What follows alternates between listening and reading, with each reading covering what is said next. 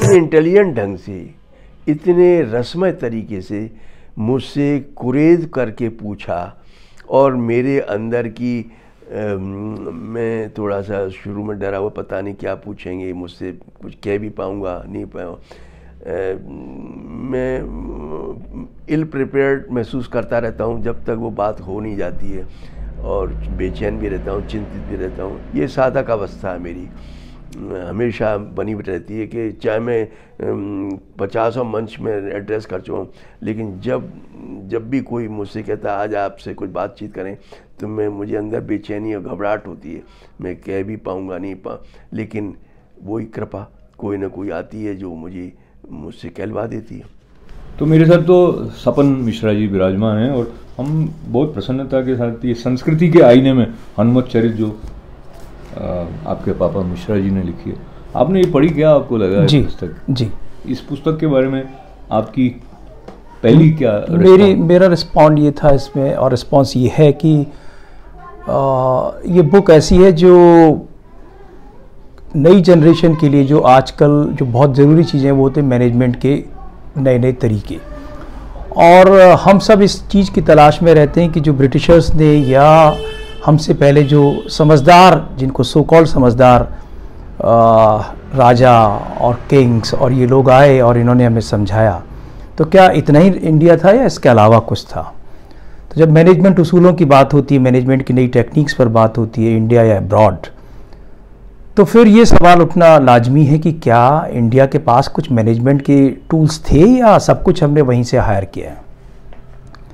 और जब इस किताब को पढ़ा तो इस किताब को शायद लिखा ही ऐसा गया है पापा की तरफ से कि जब वो बात कर रहे हैं कि जब उनको एक दूत का रूप दिया गया, एक एम्बेसडर की तरह से भेजा गया, तो वो एम्बेसडर अपनी उसके पास जो पावर्स दे के भेजा, जो उनके जो गवर्नमेंट की तरफ से कहें या जो उनका जो मेन सर्वा था और जिसने उन्हें दूत बना के भेजा था, उसने उनको इतनी पावर्स दे रखी थी कि न केवल उन्होंने लंका जाकर अपने राम के बारे में कुछ बताया, उनके प्रपोजल्स को रखा, और जब वो सामने वाला राजा जो रावण था और बहुत बड़ी सल्तनत का मालिक था, उसने जब कुछ अजीब सी बातें की, कुछ ह्यूमिलेशन किया, तब उन्होंने सिर्फ एक छोटे से हिंट से ये भी बता दिया कि मैं केवल दूत हूँ, मुझे इंस्ट्रक्शन नहीं है, लेकिन मैं क्या कर सकता हूँ, और उन्होंने लंका के एक बड़े हिस्से को जला डाला। तो ये एक पार्ट था जिसमें पापा ने इसको यूज़ किया, निष्णात दूत, अकम्प्लिश्ड एम्बेसडर, इस तरह का एक चैप्टर है उसमें। दूसरा उनका पापा का एक जिक्र आता है कि पापा ने इसमें हनुमान चालीसा की लाइनों को के जो छुपे हुए जो मीनिंग्स है उनको ढूंढने का प्रयास किया है, और ये ज़्यादातर चीज़ें पापा ने जो जब हम लोग डेवलप कर रहे थे, उनके बच्चे, मेरे दोस्त और आसपास के कुछ लोग, तो ये हम लोगों के बीच में शेयर की जाती थी। फिर वन फाइन मॉर्निंग हमें ऐसा लगा कि इसको एक बुक का रूप दिया जाए, और ये बुक उसी का परिणाम है।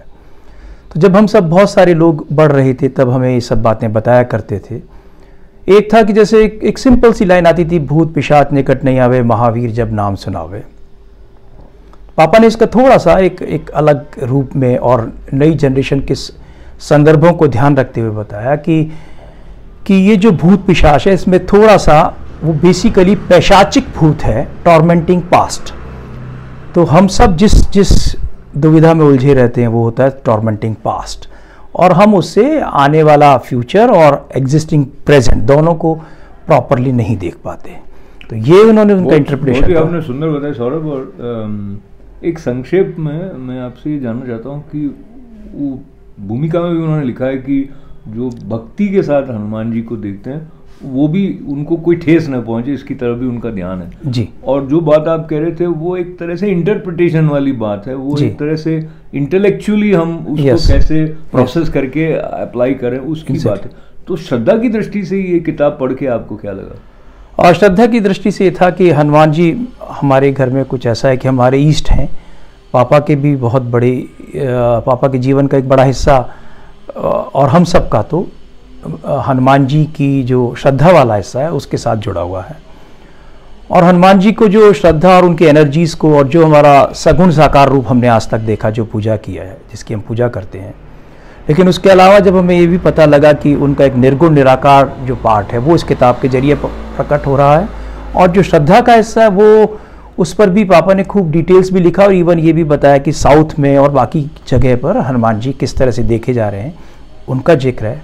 और ये जैसा हम सब जानते हैं कि हनुमान जी का ज़्यादातर जो बचपन है वो तो साउथ में ही बीता है, तो वो सारे जो टेरेन्स हैं उनके बारे में जिक्र है, वहाँ के किस तरह से रहा, उनकी प्लानिंग के उन हिस्सों पर भी चर्चा है कि उन्होंने कैसे उस मिशन को, जिसमें ये पता नहीं था कि ना कोई हमारे पास गूगल कोऑर्डिनेट्स थे ना कुछ था, कि हम सीता जी को कैसे पता करें, और जब उनको ढूंढने की उन्होंने प्रयास किया और जब उस पर काम किए और जो टेक्निक्स अपनाई वो भी मेस्मराइज करती हैं, जिससे हम प्रेम करते हैं उसके, जब हम चीज़ों को जानते हैं तो एक विशेष आनंद आता है।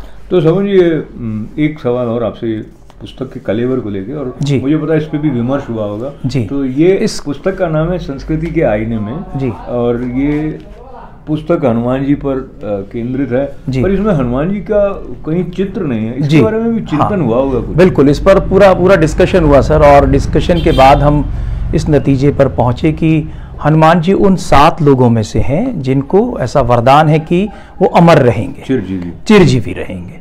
और चिरजीवी को, क्योंकि हम जो उनके बच्चे हैं तो वो विज्ञान के रूप में उसे देख रहे थे, हमारा आधुनिक विज्ञान क्या कह रहा है, तो विज्ञान के तौर पर जब हमने देखा तो एक मैथमेटिकल मॉडल बहुत पहले हो चुका है।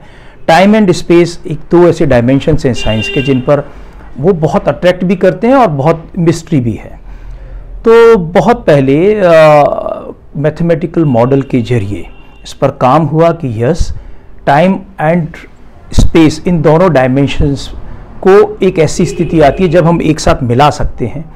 और हॉलीवुड ने अपनी जो फिल्में बनाई उसमें इस कंसेप्ट को यूज़ किया। बहुत सारे राइटर्स करते हैं जिनको ब्लैक होल या ब्लैक वॉर्म्स कहते हैं, जिनके बारे में ये कहा जाता है कि यदि सपोज आप 1000 लाइट ईयर्स एक दूरी नापने का एक तरीका है, 1 सेकंड में लाइट कितना ट्रैवल करती है, ये टाइप है उसमें। तो इतने बड़े समय को सेकंड्स के बहुत छोटे से फ्रैक्शन में पार किया जा सकता है, मतलब उनके लिए समय कोई एक डायमेंशन नहीं रह जाता।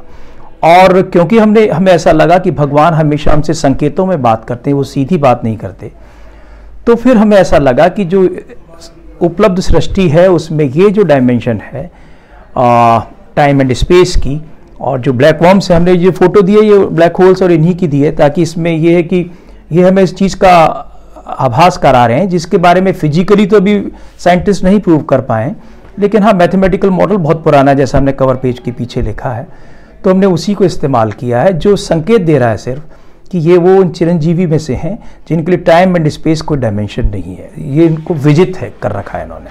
और पीछे का एक हिस्सा और था जिसमें हमने इन चतुर्युग का वर्णन किया है कि ये चतुर्युग इंडियन तरीका है समय को देखने का, और इसको हमने इस तरह से रिप्रेजेंट किया। तो सपन मिश्रा जी का बहुत बहुत धन्यवाद है, पूरा मिश्रा परिवार जिन्होंने इस पुस्तक को यहाँ तक पहुँचाने में पाठकों के लिए बहुत महत्वपूर्ण कल्याणकारी जो योगदान दिया उसके लिए उनका और विशेष करके सपन का फिलहाल धन्यवाद। और ये बहुत उत्सुकता रहती है जो भी पुस्तक पढ़ पाएंगे उनके लिए विशेष रूप से, और अधिकाधिक लोग इसको पढ़ने का अवसर पाएँ, ऐसा थोड़ी पुस्तक पढ़ने के बाद मुझे लगा, क्योंकि की बात हम सीधे मिश्रा जी से भी करेंगे। सपन, एक बार फिर से संस्कृति के आईने में हनुमत चरित्र के बारे में जो आपने बताया उसके लिए आपका आभार है। धन्यवाद। नमस्कार, मैं अशोक व्यास अभी जयपुर में एक ऐसे मनीषी हैं जिनके साथ बैठने का सौभाग्य मुझे मिला है, जिनकी ताज़ा पुस्तकों में एक पुस्तक पर हम विशेष रूप से चर्चा करेंगे जिसका नाम है संस्कृति के आईने में हनुमत चरित्र। सुरेश चंद्र मिश्रा जी ने इसमें हनुमान जी के चरित्र या हनुमान जी के बारे में वो किस तरह से उनका चरित्र हम सबके लिए एकदम व्यावहारिक दृष्टि से उसका महत्व है, और जो संस्कृति के आईने में जब शब्द आपने प्रयोग किए हैं तो आपकी लेखनी का जो कमाल है वो पाठक उससे चमत्कृत, विस्मित और प्रभावित और प्रेरित हुए बिना रह नहीं पाते हैं। इससे पहले कि मैं आपको निवेदन करूं कि हम उस पुस्तक के बारे में चर्चा करें, पहले तो मेरा आप प्रणाम स्वीकार करें। नमस्कार। और आभार के साथ में इससे पूर्व भी आपने अलग अलग विषयों पर, विशेष करके आप हिस्ट्री से संबंधित रहे हैं, आपने पढ़ाई भी है, रिसर्च भी किया है जी। तो मैं आपकी पुस्तकें कुछ हमारे दर्शकों को दिखा देना चाहता हूँ, और ये अभी तक रिलीज नहीं हुई है, वो आपका सौभाग्य है कि आप अभी देख रहे हैं। NBT से जी, और ये नेशनल बुक ट्रस्ट ने प्रकाशित की है, quest for Swaraj, historical journey of a nationalist Prince. इस पर हम कभी अलग से चर्चा करेंगे, इसमें भी बहुत रोचक बातें हैं। और ये national movement in a princely state, ये भी आपकी पुस्तक है। ये कौन सी स्टेट के बारे में? ये भरतपुर के बारे में, और वो राजा भी भरतपुर के हैं। तो भरतपुर के साथ आपका विशेष संबंध होने के साथ साथ मराठों का इतिहास भी आपने लिखा है, और हमें से बहुत कम लोग जानते हैं कि मराठों का और राजस्थान का क्या ऐतिहासिक रूप से संबंध है, जो इस पुस्तक में पता लगता है। एक ये स्टडी 6 ऑफ गंगानगर, ये भी स्टडी आपकी है। तो इन पुस्तकों के साथ साथ एक पुस्तक जो हमें ऐसा लगता भी है कि ये तो काफ़ी पहले की किताब होगी, 1981 में यह प्रकाशित हुई किताब है, सिंधिया होलकर राइवलरी इन राजस्थान। और आप जानते हैं कि पूर्व जो मुख्यमंत्री थी वो भी इस परिवार के साथ संबंधित थी, और ओमान आप गए थे, वहाँ इस पुस्तक में भी आपका एक लेख है। पर इन सब का उल्लेख करते हुए फिर एक बार आपको बधाई और धन्यवाद देते हुए कि ये जो एक संपदा है, हमारी सांस्कृतिक विरासत है, वो आपने अपने शोध के माध्यम से और प्रस्तुत की है। जी। तो इतना अधिक परिचय देने के बाद में मैं एक अलग व्यक्तिगत निवेदन से बात प्रारंभ करना चाहता हूँ। आप अपनी कोई ऐसी कविता जो आपको याद रहती है, उससे हम शुरू करें। कवि के रूप में भी आपकी ख्याति भी है और आपका वो प्रेम है। कविता मेरी जिंदगी का एक रस है जो मुझे जीवन को प्रेरित, उद्दीप्त और जुड़े रहने के लिए मुझे चलाता है। जिंदगी के खट्टे मीठे अनुभवों को कविता के माध्यम से ही मैं एक गरल रूप में पीस पाने में समर्थ हो पाता हूँ। और दूसरी बात ये कि एक बात ने मुझे बड़ा काफ़ी समय तक संत्रास या एक वेदना दी, और वो मेरा एक टॉर्मेंटिंग पास्ट होता गया। मैं एक सफल भी हो गया, शादी भी हो गई, गवर्नमेंट कॉलेज में प्रोफेसर हो गया जो मेरा लक्ष्य था, बच्चे भी हो गए, लेकिन मैं उसको विस्मृत नहीं कर पा रहा था। दो चीज़ें हैं, एक है स्मरण और एक है विस्मरण। क्या बात। कुछ चीज़ें भूलनी चाहिए और कुछ चीज़ें याद रखनी चाहिए। हनुमान जी को ये कला आती है। वे राम का स्मरण निस दिन रात दिन करते रहते हैं। राम का रसायन उनके अंदर है और राम काज के लिए वे आतुर हैं। उनके जीवन का साध्य और साधन राम है। तो मेरी मदर का बहुत बचपन में देहांत हो गया, 3-4 वर्ष की आयु में, और उसके बाद मेरे पिता का भी साथ मुझसे छूट गया। उनका विवाह हुआ, एक नई गृहस्थी बनी और मैं उनके साथ नहीं रह पाया। उस वेदना को मैं भूल नहीं पाया और वो काफ़ी समय तक मुझे मेरे लिए एक टॉर्मेंटिंग पास्ट के रूप में बना रहा। तो मैं फिर कविता की ओर मुड़ा, गुनगुनाने लगा और बहुत सारे लिरिक फॉर्म में आने लगे। शुरू की कविता मेरी ऐसी है जिसमें कि मैं थका हारा हूँ, और फिर मैंने अपने अंदर का जो नैराश्य भाव है उसको नियंत्रित करते हुए अपनी स्वाभिमान और स्वावलंबन की रक्षा करते हुए कुछ कविताओं का सृजन किया। तो मैं आपसे निवेदन करूं कि आपका ये जो संकलन है बात मेरे अंतर मन की, इसमें एक कविता ऐसी है जो बात अभी आप कह रहे थे उसके साथ कहीं मिलती जुलती है, यदि आप इसके 2 छंद सुनाने का निवेदन स्वीकार करें। मुझे इसकी एक प्रश्न, मांगना मत भीख तुमरे प्यार की। मैं मांग नहीं सकता, और वो अंदर इतना स्वावलंबन घुसा हुआ है मेरे अंदर, कुछ मैं समय की गोद में पल जाऊंगा या व्यथा की अंक में सो जाऊंगा, पर न मांगूंगा किनारा लहर से और न कायर मुक्ति लूंगा जहर से। वाह!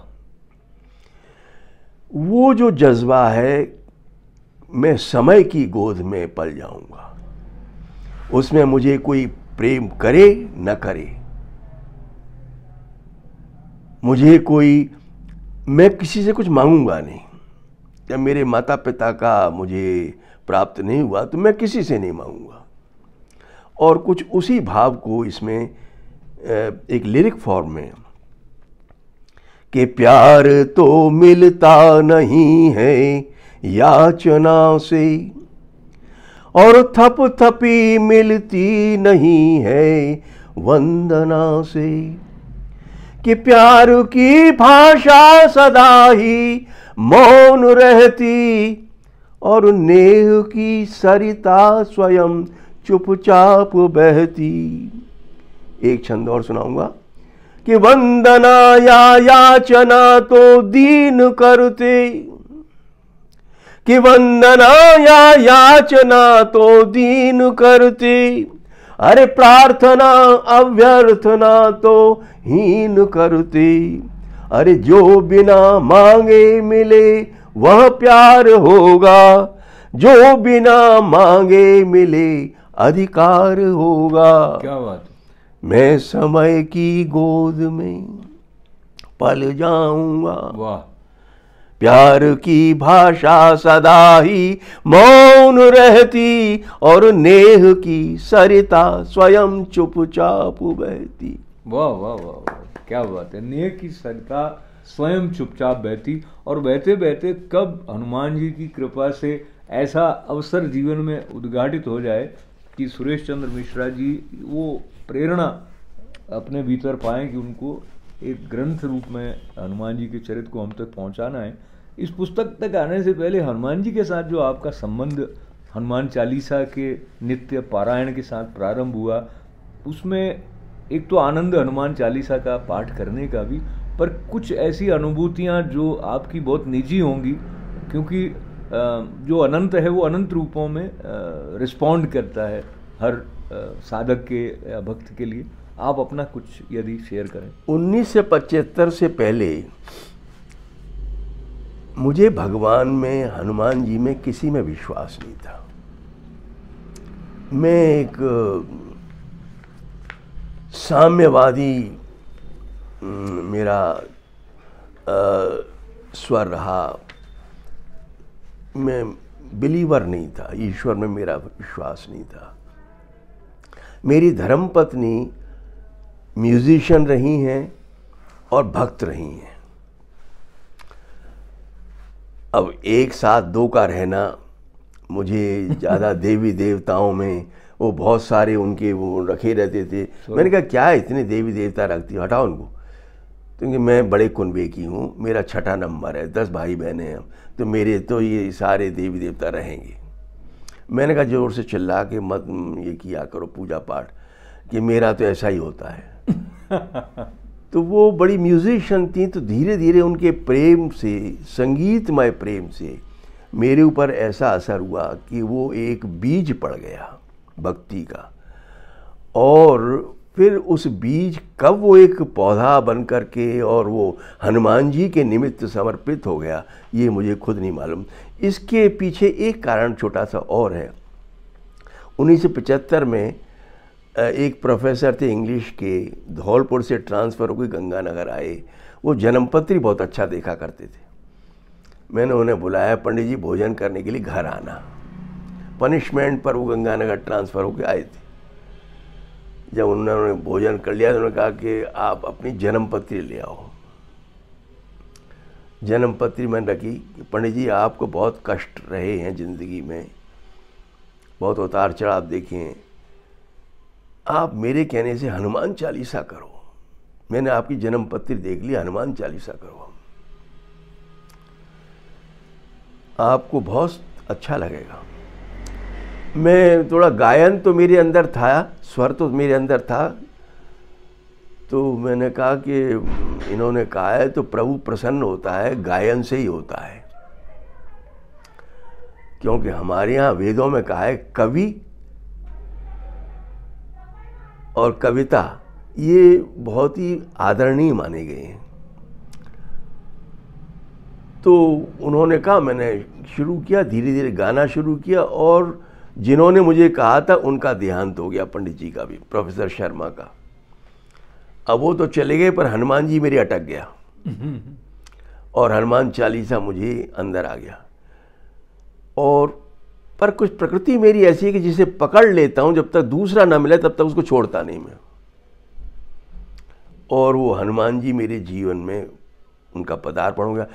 अब हनुमान चालीसा में एक लाइन आती है, भूत पिशाच निकट नहीं आवे, महावीर जब नाम सुनावे। मुझे लगा कि ये भूत पिशाच में तो मेरा विश्वास है नहीं, तो भूत पिशाच को मैंने उल्टा किया। वो भूत जो पिशाच बनके आपको सता रहा है, मेरे बचपन का, मेरे युवावस्था का, जो मदर का जो लॉस था, उसका जो भूत था, जो मेरा पास्ट था, जो मुझे टॉर्मेंट कर रहा था। तो भूत पिशाच का मतलब वो भूत जो पिशाच बन के मुझे सता रहा है, और मैं अपनी माँ को भूल नहीं पा रहा, और उनका करुणामय सरस रूप में अपने अंदर आत्मसात करना चाहता हूँ, लेकिन उनका विछोह मैं स्वीकार करूँ, ऐसा कुछ मुझे लगे। और तब मैंने पाया कि वो भूत पिशाच निकट नहीं आए, महावीर जब नाम सुनाए। तो जैसे ही आप महावीर का नाम लेंगे, हनुमान चालीसा गाएंगे, तो आपका शमन अंदर हो जाएगा, आप तरल हो जाएंगे, सरल हो जाएंगे, सुगम हो जाएंगे, और परमात्मा की अनुकंपा आप पर आएगी। तो समझने की दृष्टि से जो शब्द होते हैं तो हम उनका अर्थ उनके विन्यास के साथ जैसे निकालते हैं, तो महावीर जब नाम सुनावे में क्या ऐसा कुछ संकेत है कि महावीर यानी कि हनुमान जी कुछ सुना रहे हैं, उसका श्रवण आप करें, या आप महावीर का नाम सुन रहे हैं? महावीर कहें या हनुमान जी कहें, वो एक ऐसा व्यक्तित्व है, एक ऐसा चरित्र है जिनमें सब प्रकार का, तीनों प्रकार का बल है। शरीर बल भी है, वो पहाड़ को उलांग सकते हैं, समुद्र को उलांग सकते हैं, वो कुछ भी कर सकते हैं। अतुलित बलधामा उनके लिए कहा गया है। नंबर 2, उनमें बुद्धि बल बहुत ज्यादा है। वे बुद्धि बल में अग्रगण्य हैं जी, ज्ञानियों में अग्रगण्य हैं, सूर्य उनके टीचर हैं। और तीसरा, राम के भक्त हैं, मतलब स्पिरिचुअल पावर भी उनके पास है, फिजिकल पावर भी उनके पास है, इंटेलेक्चुअल पावर भी उनके पास है। वे तीनों प्रकार के बल से युक्त हैं। ऐसे का नाम लेकर, और फिर सारा का सारा विसर्जन, मैं कुछ हूं नहीं, राम सब आप कर रहे हैं, मैं तो निमित्त हूं। सारे बल के बाद भी विसर्जन का भाव रखना हनुमान जी ने मुझे सिखाया। बल के साथ विनय का कॉम्बिनेशन हनुमान जी ने मुझे सिखाया। बल और विनय, बल के साथ अहंकार आता है, लेकिन बल के साथ विनय होना, ये हनुमान जी की विशेषता है, जिसने मुझे अंदर तक छुआ और मैं एकदम गीला हो गया अंदर। तो ये मैं पुनः आपके ग्रंथ की तरफ आता हूँ। जब ये निर्णय हुआ, ये आपने निश्चय किया कि इसको पुस्तक रूप में प्रस्तुत करना है, तो आपने कहा कि मैंने 3 बातों का ध्यान रखा जो आपने प्रस्तावना में लिखा है कि जो आप लिखेंगे वो प्रमाण सहित होगा। एक तो आपने ये कहा, दूसरा आपने कहा कि जो हनुमत चरित के साथ जो रसानुभूति है वो जब आप लिख रहे हैं तो निरंतर आपको प्राप्त होती रहे, ऐसा।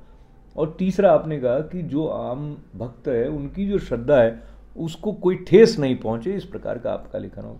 तो काफ़ी बड़े आपने चुनौतियां अपने सामने रख ली। वैसे एक एक को लेके चलते हैं। जब आप प्रमाण की बात करते हैं तो प्रमाण का संबंध श्रद्धा के साथ होता है या तथ्यों के साथ होता है? और हनुमान जी के संदर्भ को लेकर तो जो प्रमाण है वो तो हमारे शास्त्र ही प्रमाण है, या भौतिक जगत में भी कुछ ऐसे साक्ष्य आपको उपलब्ध हुए जिनका उल्लेख आपने किया? प्रमाण का अर्थ सिर्फ इतना होता है कि जो बात हम कह रहे हैं वो कल्पना नहीं है, उसका एक वजूद है, उसका एक अस्तित्व है, वो सत्य पर आधारित है, वो सच है, उसका अस्तित्व है।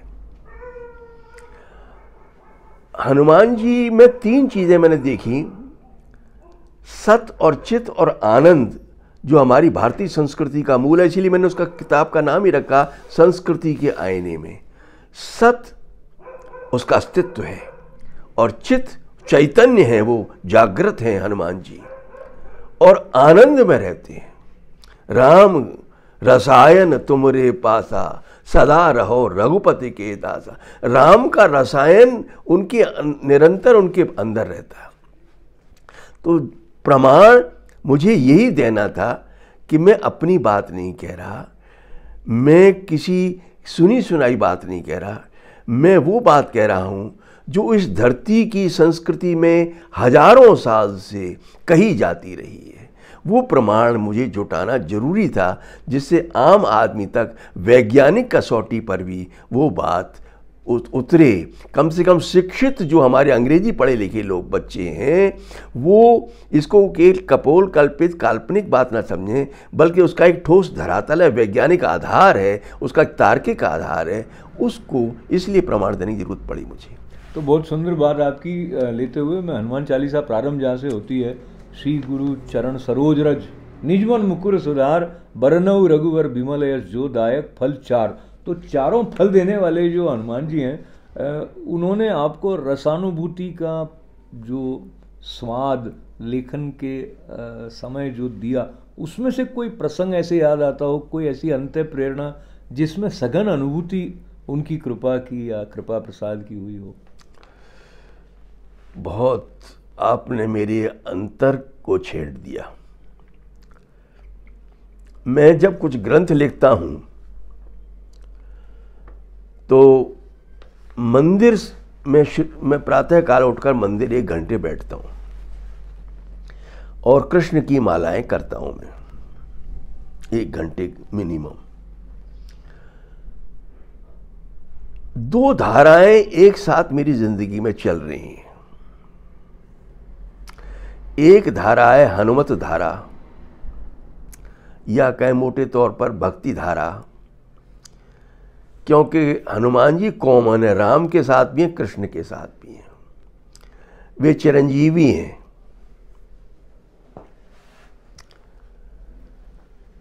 तो चाहे मैं कृष्ण की माला करूं तब भी हनुमान जी की माला हो रही है।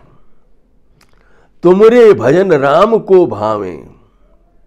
हनुमान जी और राम में कोई अंतर ही नहीं है। मैं हनुमान जी की प्रार्थना कर रहा हूं तो राम तक पहुंच रही है वो, तो कहीं अंतर नहीं है। इसलिए मुझे जब मैं अपना ग्रंथ कोई लिखता हूं, कोई भी ग्रंथ लिखता हूं, तो उस ग्रंथ में 3/4 रसानुभूति हनुमान जी की, कृष्ण की, राम की होती है। वो मुझे बल दे रहे हैं, वहाँ से मैं एनर्जी मेरे फ्लो करती है और मैं लिखता चला जाता हूँ। तो मेरी शोध जो है, इतिहास का शोध और भक्ति का रस, शोध रस दोनों मिलकर के मुझे कुछ उपलब्धियाँ दे जाते हैं। बहुत सुंदर बात आपने बताई है और हम सभी उस रस तक पहुंचने के लिए लालायित होते हैं, कभी पूरी निष्ठा के साथ, कभी शायद उतनी निष्ठा नहीं होती है। पर जो इस ग्रंथ के प्रारंभ में आपने बातें कहीं, उनमें से एक बात ये भी मुझे स्मरण आती है कि आपने बताया प्रयत्न जो हमारा है उसको प्रार्थना रसमय बनाती है, और थोड़ा सा संकेत आपने किया, लेकिन प्रयत्न अपने आप में करने वाले कई हमारे बुद्धिजीवी या बौद्धिकता प्रधान जो मन वाले हैं, वो इस बात को समझ नहीं पाते हैं। आप उनकी दृष्टि को साथ में रखते हुए थोड़ा और स्पष्ट कर सकते हैं, प्रार्थना प्रयत्न को रसमय कैसे बनाती है? 3 शब्द हैं, मैंने विचार किया, प्रयत्न, प्रार्थना, प्रारब्ध। वाह। तीनों प्रपर हैं। प्रारब्ध, जब मैं बहुत अपने से उलझता रहा कि मेरे संग ऐसा क्यों हो रहा है या क्यों नहीं हो रहा है मेरे साथ, मुझे फल क्यों नहीं मिल रहा है, या ऐसा फल विपरीत प्रतिकूल फल क्यों मिल रहा है मुझे, तब उस समय मुझे लगा कि सब कुछ मेरे हाथ में नहीं है। प्रयत्न की एक सीमा है। प्रयत्न सूखा होता है, प्रयत्न अहंकार देता है, प्रयत्न आपको परमात्मा से जो सबसे बड़ी शक्ति है और अपनों से काटता है।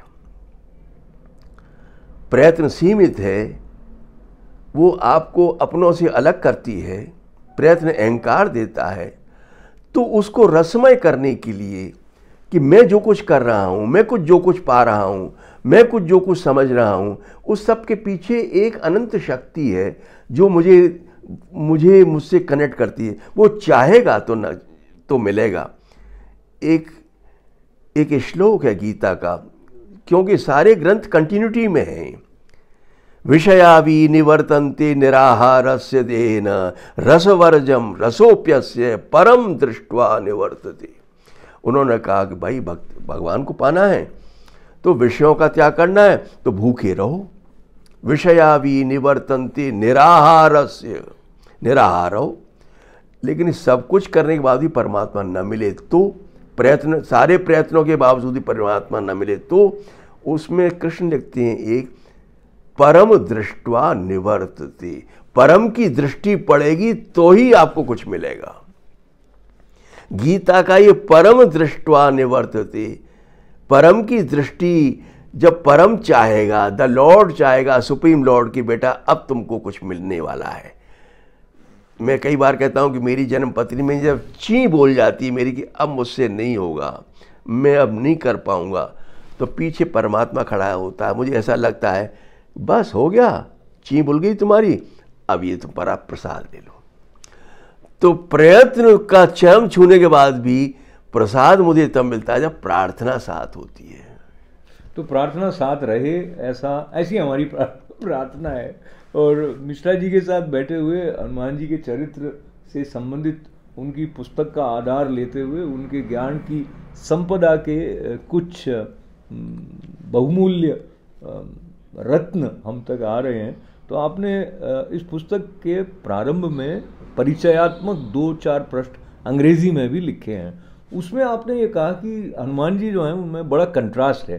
जैसे वो माइटी और मॉडेस्टी का कंट्रास्ट आपने बताया, और सेंट हैं और लेकिन स्ट्रेटेजिस्ट हैं। आपने कहा वो शैली, मतलब हनुमान जी तो आजीवन जो ब्रह्मचर्य वाले हैं, लेकिन वो महिलाओं के या मातृशक्ति के मन की दुरूह बातों को भी समझने की क्षमता रखते हैं। तो इन सब बातों के साथ जो आपने बताया कि वो बहुत कर्मयोगी, बहुत बड़े प्लानर हैं, वो ये प्लानर वाली बात और जो स्ट्रेटेजिस्ट वाली बात, और जो अभी आपने कहा समर्पण, तो समर्पण भी हो और स्ट्रेटेजी भी बनाए, ये कई बार लोग इस दुविधा में आते कि करने वाला वो है, मैं फिर अहंकार, और इस संदर्भ में आप कुछ स्पष्ट करें। समर्पण और प्रयत्न, स्ट्रेटेजी प्रयत्न का हिस्सा है जी। आपका इस तरह से काम बनेगा कि इस तरह से बनेगा। स्ट्रेटेजी बदली जा सकती है, प्रयत्न में बदलाव होता रहता है। हनुमान जी माइटीएस्ट हैं, वो सब काम खुद कर सकते हैं, लेकिन राम ने उन्हें सिखाया है मर्यादा। चराचर जगत में जितने बैठे हुए हैं वो सब ताकत रखते हैं, अपने अपने क्षेत्र के हेड्स हैं, अपनी अपनी शक्तियों के केंद्र हैं। हनुमान जी को राम जी जब मिले तो राम जी ने कहा बेटा सीता की खोज करनी है, ये काम मैं तुझे सौंप रहा हूं, तू मेरे हाथ से दूत है। कोई नक्शा नहीं दिया कहाँ सीता मिलेंगी, कोई सेना नहीं दी उन्होंने कहा, उन्होंने ले लिया। और उसके बाद वो गए उड़ करके, इतनी ताकती 100 योजन समुद्र की लांग करके गए ऊपर भी। और जब जाने से पहले जितनी देवी देवता हैं, जितने भी, सबके ढोक लगा रहे हैं हनुमान जी। हनुमान जी खुद बहुत बली हैं, लेकिन राम जी का काज है गड़बड़ न हो जाए। राम जी पूर्णता के प्रतीक हैं, गड़बड़ न हो जाए। मां सीता की खोज करनी है, कोई कुछ कमी न रह जाए। तो शनि देव के भी कर रहे हैं, हर देवी देवताओं के पैर छू के जा रहे हैं, हर शक्ति के नमन कर रहे हैं। मेरा काम राम काज होने दो, फिर मैं आराम से बैठूंगा।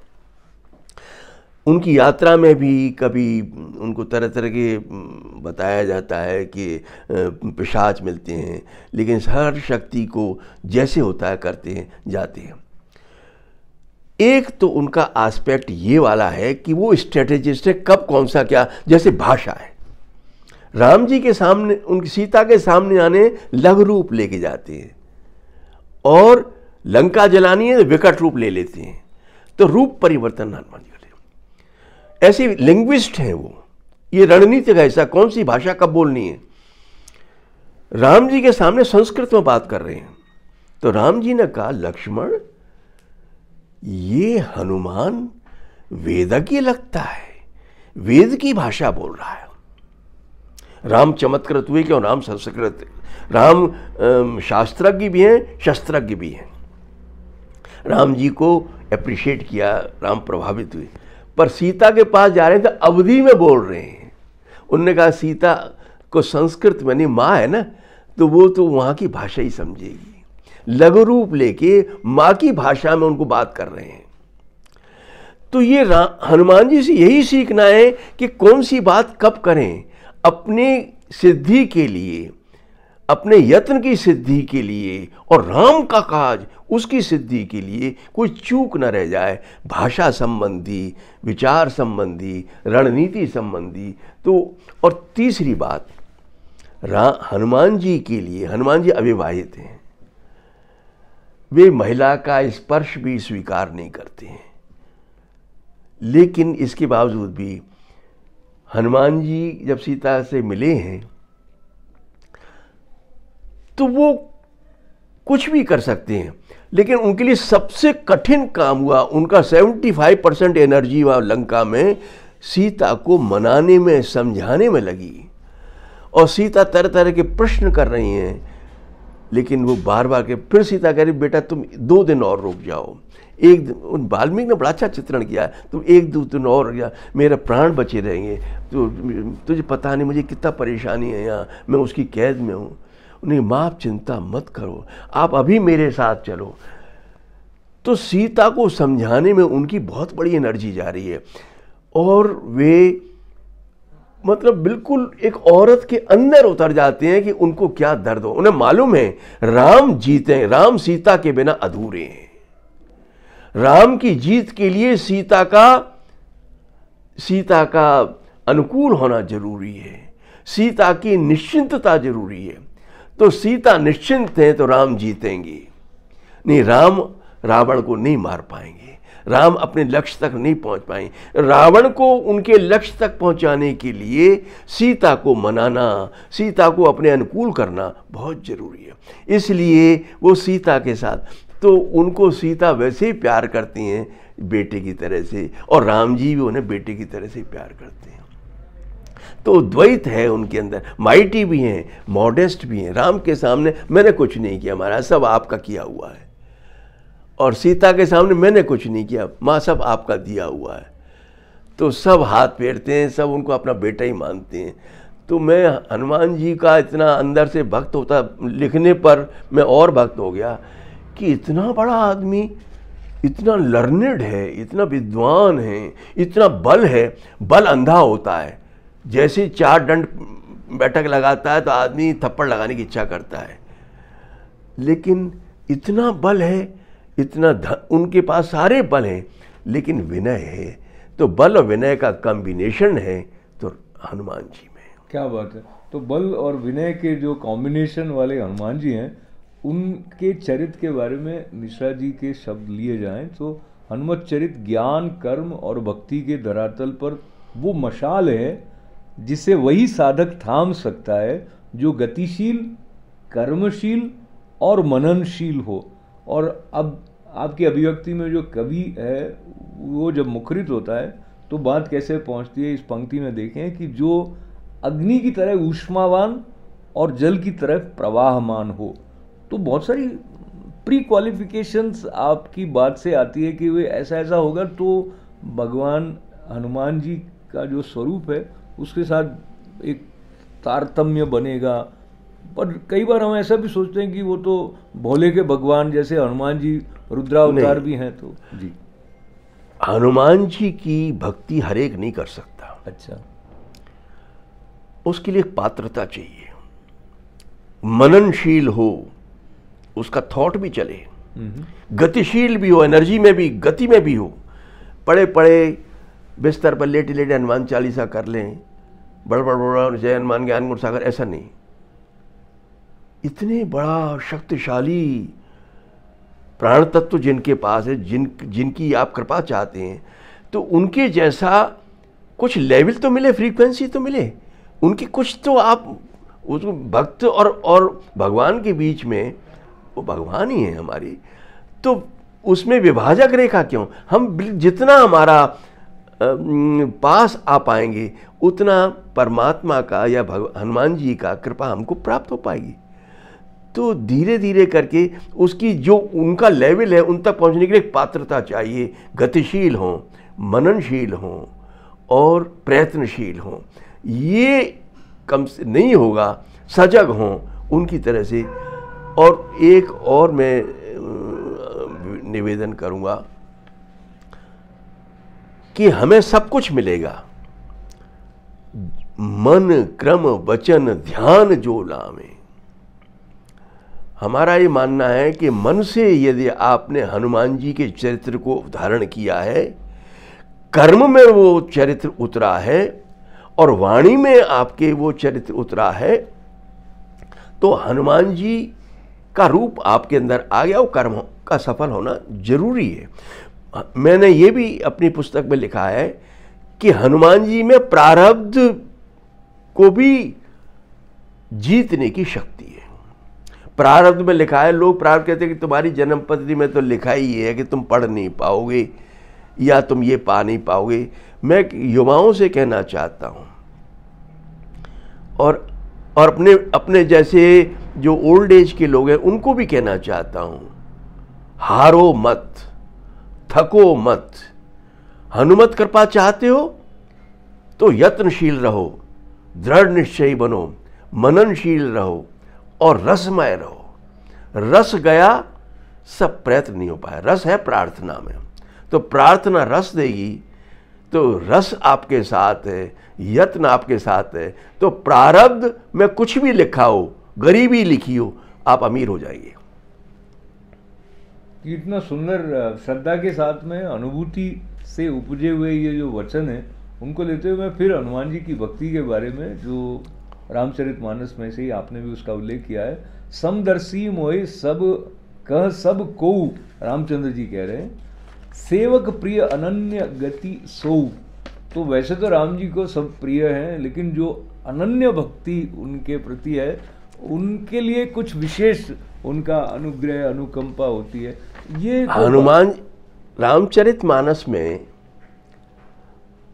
हनुमान जी बहुत राम जी के प्रिय हैं जी। राम जी बोलते नहीं है ज़्यादा, वो कर्म वाले आदमी हैं।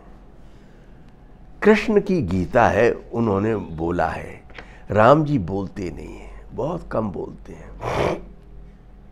जब हनुमान जी ने कहा कि स्वामी मुझे बताओ कि आपका सबसे प्रिय कौन है, जो भक्त होता है उसको रहता है कि मुझसे ज़्यादा तो कोई प्रिय नहीं है, तो उन्होंने कहा सबसे प्रिय कौन है? राम जी चुप रहे। नहीं, मैं आपसे पूछ रहा हूँ, जिद भी कर लेते थे, राम जी के बहुत अंदर के थे ना, तो जिद भी कर लेते। नहीं नहीं, आपको बताना पड़ेगा प्रिय कौन है आपका।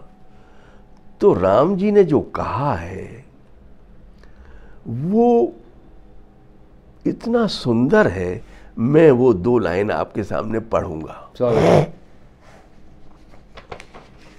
सो अनन्य जाके असि मति न टरे हनुमंत, मैं सेवक सचराचर रूप स्वामी भगवंत। वाह। अर्थ मत ये है, हनुमान मुझे सबसे अनन्य वही है भक्त, मेरे लिए अनन्य है जिसकी मति में ये बात गहरे से बैठ चुकी है, बुद्धि में जिसकी ये बात गहरे तक उतर गई है। क्या बात उतर गई है? मैं सेवक सचराचर, चर और अचर जगत का मैं केवल सर्वेंट हूं। क्यों? ये सचराचर जगत का स्वामी कौन है? तो स्वामी होगा, एक सेवक होगा। रूप स्वामी भगवान, भगवान जो है उसका रूप है उस चराचर जगत के, और वही उसके स्वामी है, और मैं तो केवल सेवक हूं। जिसके ये बात मन में बैठ गई है वो मेरे लिए अनन्य है, वो मुझे प्रिय है। बहुत सुंदर। तो ये बात किसके बैठ पाती है, किसके नहीं बैठ पाती है, उसमें प्रारब्ध या पूर्व जन्म के जो संचित संस्कार और संतों के संग, उनके अनुकंपा और भी कई बातें होती होंगी। पर आपने प्रारब्ध, प्रयत्न और प्रार्थना तीनों का उल्लेख किया था। मन की जो बात लेके, और वो तो उनका वेग ही मन से अधिक है, इस प्रकार का भी कुछ संकेत आता है। पर मन हमारा मित्र नहीं हो तो जीवन में सब उपलब्धियां होने के बाद भी एक रिक्तता का, एक पीड़ा का, वेदना का अनुभव रहता है। और आपने ये कहा कि वो मनोचिकित्सक के रूप में भी हैं, तो हनुमान चालीसा के माध्यम से कैसे आप जो ये मन की ग्रंथियां हैं उनको हम एड्रेस करें, इसका क्या संकेत है? मन हमारा स्वभाव सामान्यतः यदि ट्रेंड नहीं है तो वो बीमार है। ट्रेंड मन कौन सा है? 2 शब्द हैं, एक भक्त, एक विभक्त। जी। भक्त जो जुड़ा हुआ है, किससे जुड़ा हुआ है? अपने प्रयत्न से, प्रार्थना से, परमात्मा से। वो युक्त मन है, प्रयत्न से, प्रार्थना से और परमात्मा से जो जुड़ा हुआ है वो युक्त मन है। और जो इनसे युक्त नहीं है, जो न प्रार्थना कर रहा है, न प्रयत्न कर रहा है, न परमात्मा से जुड़ा है, वो विभक्त मन है, वो डिवाइडेड मन है। वो मन चंचल होता है और वहाँ ग्रंथियाँ पलती हैं, वहाँ भय लगता है, मेरा क्या होगा, मेरे बच्चों का क्या होगा, मेरे माता पिता का क्या होगा, ये बीमार हो गए। तो ये जो शक, संदेह, भय, ये जितनी भी हैं भूत के बारे में, भविष्य के बारे में, वर्तमान के बारे में, तो उसके लिए राम जी ने एक बहुत बड़ा व्यावहारिक समाधान दिया है। आप कहें तो मैं समाधान, बिल्कुल, मैं सस्वर कर देता हूँ समाधान। राम जी का समाधान है, रस्म तो आना ही चाहिए। बिल्कुल बिल्कुल। अरे जननी जनक बंधु सुत दारा, तन धन भवन सुहृद परिवारा, सबके ममता ताग बटोरी, मम पद मनहि बांधी बर डोरी। राम जी कह रहे हैं कि 9 तरह के अटैचमेंट्स हैं जी। तेरा मन इनमें भटक रहा है, डिवाइडेड है। कौन कौन से 9 तरह के अटैचमेंट्स हैं? जननी जनक, फादर मदर, बंधु ब्रदर, सुत बेटा, दारा पत्नी, जननी जनक बंधु सुत दारा। तन शरीर मेरा क्या हुआ, धन भवन सुहृद परिवारा। वाह। ये 9 तरह के अटैचमेंट्स में तेरा मन डिवाइडेड है, परेशान है, तू भूला हुआ है, तू दुखी है, बूढ़ा हो जाता, मर जाता है। तुझे जिंदा रहना, चिरंजीव रहना है, तो 9 तरह के अटैचमेंट्स को कंट्रोल कर और वो समायोजित कर, कोऑर्डिनेट कर। तो कैसे करें? तो उसका लास्ट में लाइन है, सबके ममता, सबकी अटैचमेंट्स को ताग बटोरी, एक धागे में बांध ले। तू सारी ममताओं को, अटैचमेंट्स को एक धागे में, रस्सी में बांध ले, मोटी रस्सी में बांध ले, और मम पद मन ही, मेरे पांव से, मन से बांध दे। बस तेरा कल्याण। मम पद मन ही बांध बरडोरी, सबके ममता ताग बटोरी। जननी जनक बंधु सुतुदारा, तन धन भवन सुहृद परिवार। तो हम लोग स्प्लिट पर्सनालिटी हो चुके हैं इन 9 अटैचमेंट्स के कारण। उसका एक ही रास्ता है, सबको बांध के, इनको रखो, साथ रखो, लेकिन मेरे पांव से बांध दे, तुझे याद रहेगी।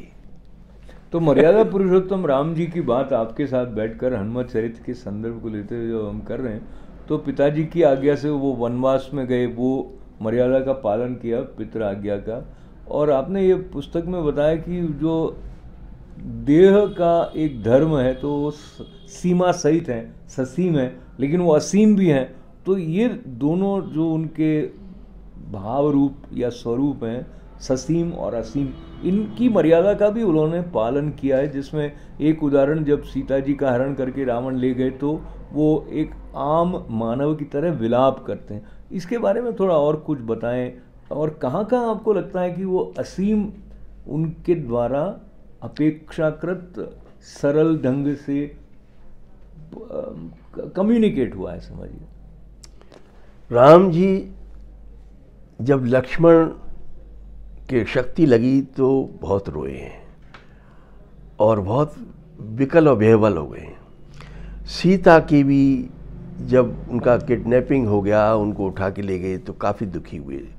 तब लगता है कि वो ससीम हैं, वो एक शरीर की सीमा के अंदर बंधे हुए हैं। लेकिन राम जी का ये एक रूप है।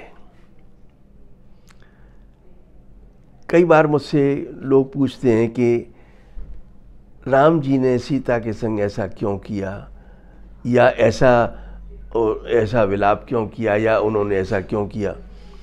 तो मैं कहता हूं कि राम जी को समझने के लिए, राम 4 डिपार्टमेंट्स के हेड्स हैं। वो अपनी फैमिली के हेड हैं, कुल के हेड हैं, उनका कुल है।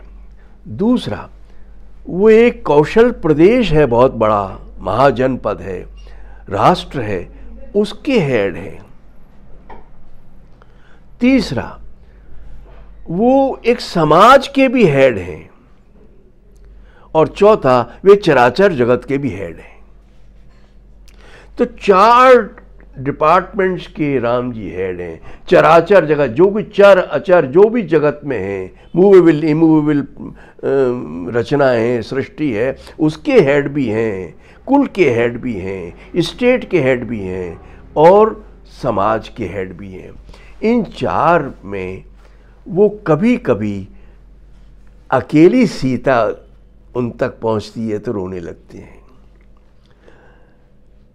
और लक्ष्मण कभी जब और चीज़ों को विस्मृत कर देते हैं 4 डिपार्टमेंट्स की हेडशिप को, तो वो रोने लगते हैं। लेकिन जैसे ही उनको अपना ओरिजिनल स्वरूप उन्हें याद आता है कि मैं तो 4 डिपार्टमेंट्स मेरे पास हैं, तो वो एकदम असीम हो जाते हैं। उनका ससीम जो स्वरूप है वो विलुप्त हो जाता है। तो ये ससीम और असीम दोनों के प्रति स्पष्टता, और कैसे राम जी के प्रति जो श्रद्धा है, हनुमान जी की कृपा का अवलंबन करने में हनुमान चालीसा एक अमोघ माध्यम है, उसका प्रामाणिक परिचय इस ग्रंथ के माध्यम से भी हम तक आता है, हनुमान जी की कृपा से।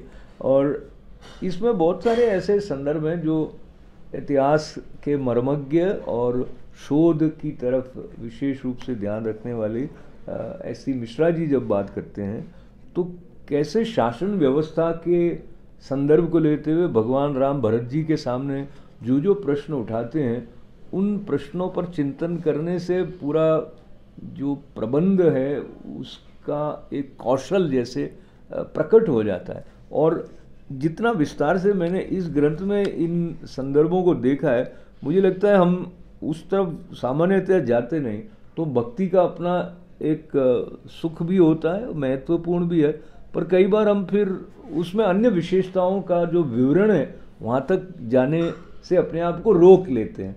तो इस पुस्तक में दोनों का समन्वय है, ससीम असीम दोनों, मतलब उनकी स्टेट क्राफ्ट भी उतना ही इम्पोर्टेंट है उनके लिए जितना लव है। इसलिए वो जब भरत कहते हैं कि आप चलो भैया, खड़ा हूँ, आपकी हैं, आपका राज है, उन्हें कहा देखो मेरे लिए वन का राज मुझे पिताजी ने दिया है और तुमको अयोध्या का राज दिया है। मेरे लिए मैं अब वन में ही रहूँगा, और मेरे लिए कालिदास ने अपने उसमें रघुवंश में लिखा है कि मेरे लिए वन का राज्य उतना ही महत्वपूर्ण है जितना कि अयोध्या इम्पोर्टेंट है, अब मुझे वहीं जाना है। तो कालिदास का रघुवंश भी बड़ा अच्छा वर्णन करता है इस संबंध। तो इन ग्रंथों का अध्ययन करने के बाद ये बात सामने मेरे आई कि राम जी के लिए वन या अयोध्या दोनों समान हैं। बहुत सुंदर। मैं 2-3 प्रश्न जो राम जी भरत जी से पूछते हैं इस ग्रंथ के द्वारा, जिनके बारे में मैं जान पाया, तो हम ऐसे कहते हैं कि वे राम जी करेंगे जो होगा, वो अपने स्थान पर ठीक है, पर राम जी स्वयं भरत जी को जो डिटेल्स हैं शासन या प्रशासन संबंधी, उसके बारे में ध्यान देने को कह रहे हैं। वो कह रहे हैं कि क्या तुम असमय ही निद्रा के वशीभूत तो नहीं हो जाते हो, समय पर जाग जाते हो ना, एकदम व्यावहारिक बातें हैं। क्या तुम सहस्त्रों मूर्खों के बदले एक पंडित को ही अपने पास रखने की इच्छा रखते हो? इसका मतलब है कि रखनी चाहिए। ये प्रश्न जिस तरह से उठाया, मैं बहुत प्रश्नों को नहीं ले रहा हूं। मुझे बहुत स्टेट क्राफ्ट उनका, उन्होंने पिताजी के बारे में थोड़ा बहुत इमोशन दिखाया, बाद में उनका मेन विषय पर आओ कि भाई तुम्हें राज कैसे करना है मेरे बिना, मैं तो अब वनवास में ही रहूँगा, तुम्हें कैसे करना है, ये सब प्रश्न देख लो भाई, अच्छी तरह समझ लो। तो बहुत अच्छा। तो इसमें ये भ्रष्टाचार वाली बात भी आ जाती है। राम जी पूछ रहे हैं भरत जी को, क्या किसी चोर को जिसकी चोरी प्रमाणित हो गई हो उसे धन के लालच में छोड़ तो नहीं दिया जाता? अब अफ्रीकी इससे ज़्यादा व्यावहारिक कितने डिटेल्स में। हाँ, तो ये डिटेल्स हम तक पहुंचाने के लिए आपको पुनः प्रणाम करते हुए, एक जो आपके विशेष रेफरेंस ग्रंथ रहे हैं उसमें रामचरितमानस भी है, वाल्मीकि रामायण भी है, और बहुत जो रामचरितमानस की तरफ हम में से अधिकांश लोगों का एक रसमय रुझान है। वाल्मीकि रामायण के बारे में कई लोग ऐसा मानते हैं कि उसमें भगवान राम को मानव के रूप में मानवीय संवेदनाओं के साथ प्रस्तुत किया है, तो उनको लगता है वो उनकी श्रद्धा में कहीं वो उतना प्रवाह में कहीं थोड़ा सा बाधा उत्पन्न कर देता है। और भी कई कारण है कि वाल्मीकि रामायण उतनी प्रचलित नहीं और बहुत लोग जानते भी नहीं उसके बारे में। आप बताइए तुलनात्मक रूप से क्या अंतर आपको मोटा मोटी लगता है हनुमान जी के भक्त के रूप में इन दोनों में? जो बौद्धिक लोग हैं और तर्कयुक्त चीज़ों को समझना चाहते हैं, राम को समझना दें, राम के काम को समझना चाहते हैं, उन्हें वाल्मीकि रामायण एक तथ्यात्मक ऐतिहासिक पुष्टि चाहिए, कन्फर्मेशन चाहिए, तो वाल्मीकि रामायण पढ़नी चाहिए। इतने डिटेल्स इतने दिए गए हैं और संस्कृत में है, तो वो जो स्कॉलरशिप के वर्ल्ड के लोग हैं उनके लिए और उनको कन्विंसिंग सा लगता है। तुलसी की जो रामचरितमानस है वो आम जन के लिए जो केवल श्रद्धा विश्वास को ही परमात्मा का रूप मानते हैं, श्रद्धा विश्वास रूपेणु, तो वो उनके लिए श्रद्धा और विश्वास के सहारे, आपको मालूम होगा कि यहाँ से जब बहुत से लोग अपने साउथ एशिया में गए, अंग्रेज लोग अपने जहाज़ों भर भर के ले गए लेबर के रूप में, तो अपने साथ गुटखा ले गए थे हनुमान जी, रामचरितमानस उनका और हनुमान चालीसा, और झंडियाँ ले गए थे वहाँ झंडियाँ। तो उन कंट्रीज़ में आज भी हनुमान जी के मंदिर हैं और वहाँ आज भी हनुमान जी की पूजा होती है। उनकी रामायण अलग हो गई है थोड़ी सी, लेकिन आज भी चलती है। तो राम जी हनुमान जी साउथ एशिया में भी गए हुए, तो इसीलिए गए हुए क्योंकि वो जो भाव है उसको इन दोनों ने पकड़ा है। तो एक बात और जो कि मैं इतना स्पष्ट नहीं था कि कौशल और मगध जो हैं, और मगध वो हैं वो राक्षस वृत्ति से संबंधित समूह को प्रतिनिधित्व करते थे, और ये तो कौशल नरेश हैं। तो इसके बारे में आप एक ऐतिहासिक मर्मज्ञ के कौशल जन प्रदेश जो है ये राम के कुल का है जी, और इसमें राम की अपनी मर्यादाएं हैं, और इसमें एक जैसे कवि संसार है, दूसरी तरफ राम की जो मर्यादाएं हैं, वर्जनाएं हैं, उनका अतिक्रमण है मगध में। इसीलिए जब सुग्रीव से उनकी भेंट हुई, उनसे बाली से भेंट हुई, तो बाली ने कहा कि आपने ऐसा क्यों किया मेरे साथ, मैं आपको बहुत आसानी से कर देता। सुग्रीव से आपको क्या मिला, सुग्रीव को तो मैं जब चाहूँ मार लूँ। उन्होंने कहा नहीं, हमारे कौशल जन प्रदेश की, कौशल महाजन में जहाँ का बहुत लंबा चौड़ा साम्राज्य था उनका कौशल का, वहाँ की अपनी मर्यादाएं कि बेटे की बहू, भाई की अनुज की पत्नी, इस तरह से उन्होंने गिनाए हैं, वो कन्या के समान हैं। इनको यदि कुदृष्टि से कोई विलोकता है, देखता है, तो उसको मारने में भी पाप नहीं है। उन्होंने जस्टिफिकेशन कर रहे हैं कि मैंने तुम्हें क्यों मारा। उन्होंने कहा कि जो अनुज वधू ऐसा कुछ किया है कि अनुज की पत्नी हो, छोटे भाई की हो, या बेटे की बहू हो, या बेटी हो, ये सब एक कन्या समचारी, ये सब कन्या के समान हैं। ये इनको जो कुदृष्टि से देखता है उसे हम मार देते हैं। तो उन्होंने कहा ऐसा क्यों? उन्होंने कहा हमारे कुल की, हमारी वहाँ की जो कौशल प्रदेश की संस्कृति की मर्यादा है, वो कभी मर्यादा है, वो एक कह सकते हैं एपिक या महाकाव्य संस्कृति है वहाँ पर। तो एक जिसमें रस है लेकिन जिसमें धर्म है, रस धर्म है, तो वो एक अलग तरह का। वो उन्होंने कहा कि ये किन प्रकार हमको माया चाहिए। तो रावण और राम में यही फर्क है। रावण बुद्धिमान है, विद्वान है, ब्राह्मण है, हर तरह से और संपदा युक्त है, लेकिन उसका आचरण राम के मर्यादा और संस्कृति के अनुकूल नहीं है। तो भारतीय संस्कृति में राम को ही महत्व दिया गया, इसलिए संस्कृति की आईना राम की संस्कृति का आईना। भारतीय संस्कृति का आईना का मतलब राम की संस्कृति के आईने में हनुमान जी का स्थान क्या है। बहुत ही सुंदर। तो ये जो ग्रंथ है इसको बार बार पढ़ने की ललक जो भी एक बार पढ़ेगा उसके मन में आएगी।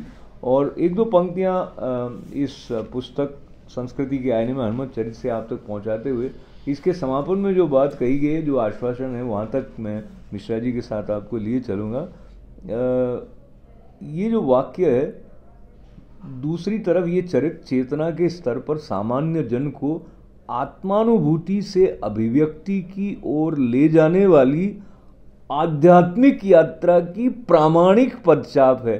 कितनी सुंदर पंक्ति है, आध्यात्मिक यात्रा की प्रामाणिक पदचाप। तो इसके लिए आपको पुनः प्रणाम करते हैं। और ये आश्वस्त करने वाली पंक्ति है कि जागृत मन ही समस्त प्रकार की उपलब्धियों के द्वार खोलता है।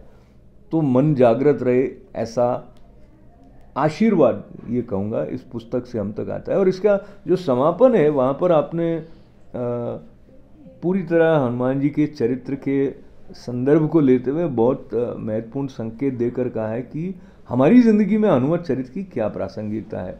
और फिर आप कहते हैं ज़िंदगी का कोई स्वरूप हो, हनुमत चरित्र से प्राप्ति इस बात पर निर्भर है कि आदमी अपनी ज़िंदगी में क्या पाना चाहता है और उसे पाने में उसकी कितनी इच्छा शक्ति है।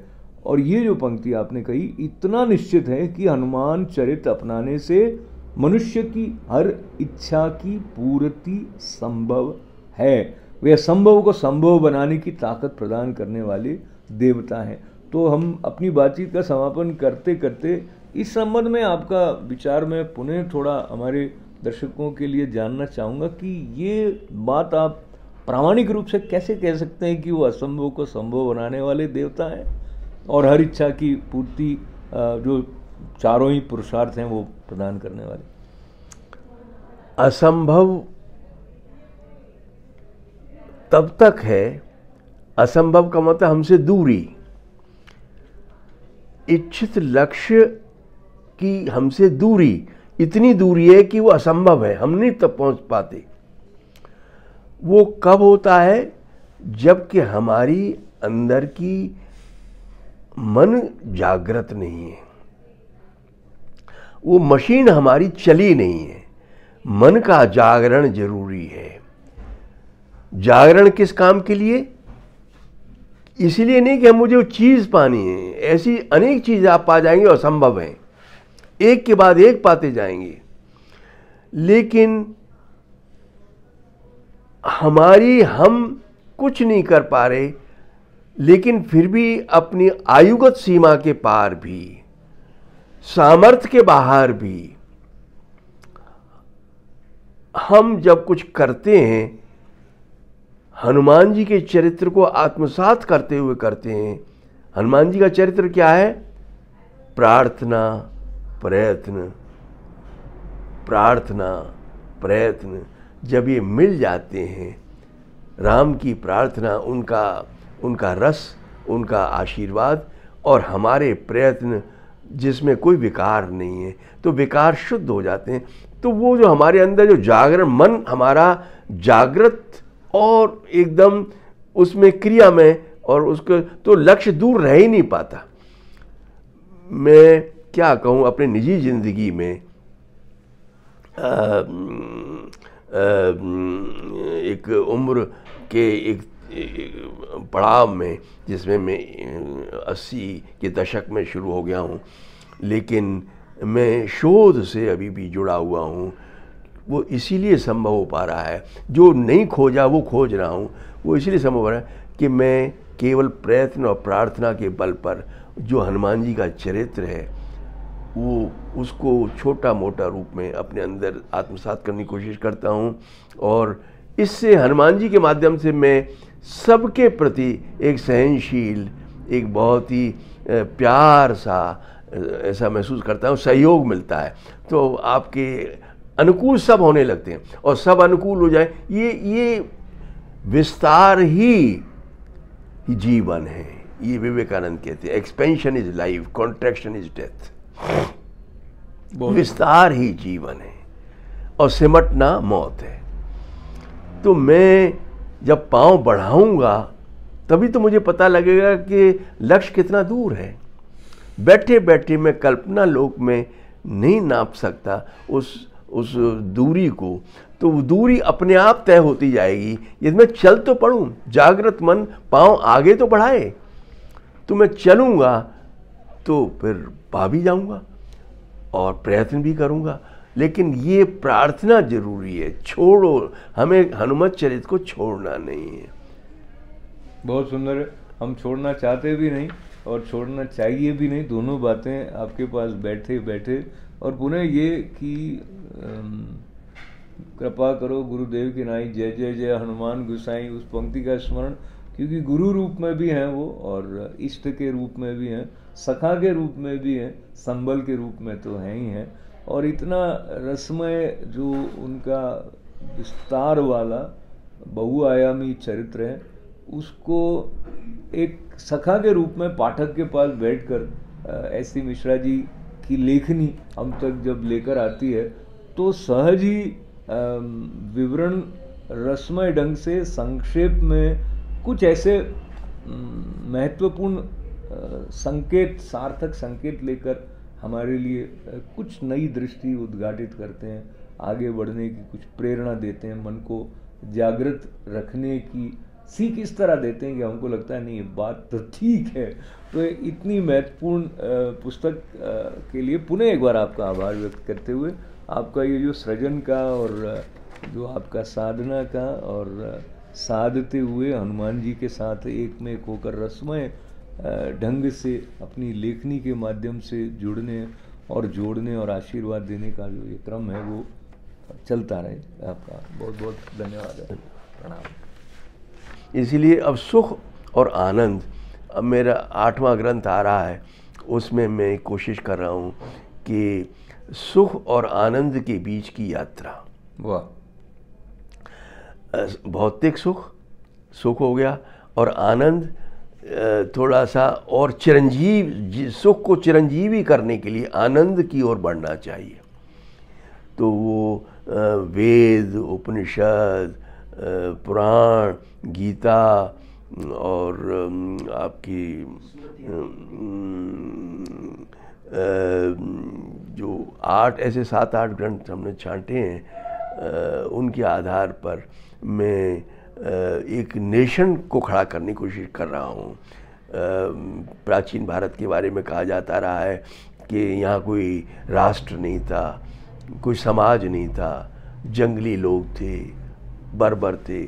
जो अंग्रेज लिख गए हमारे बारे में, फिर वो पढ़े लिखे अंग्रेजी दां लोगों ने भी यही बात कहनी शुरू कर दी कि कोई राष्ट्र नहीं था, हम सब ऐसे ही थे। अंग्रेज़ों के आने के बाद भी हम राष्ट्र बने और हमें कुछ समझ आई, और ये बात मुझे हिट कर गई। और मैं अब हालांकि मॉडर्न इंडिया का आदमी हूँ, लेकिन अब मैं सारे ग्रंथों को पढ़ रहा हूँ और जिनके बारे में कुछ भी लिखा हुआ है कि ये मनुष्य को मनुष्य समझा गया पहली बार, और कैसे मनुष्य का विकास, मतलब मूल जो है इंडिविजुअल से लेकर के और नेशन तक की यात्रा हम इन सारे शास्त्रों में करते हैं। व्यष्टि से समष्टि, व्यष्टि से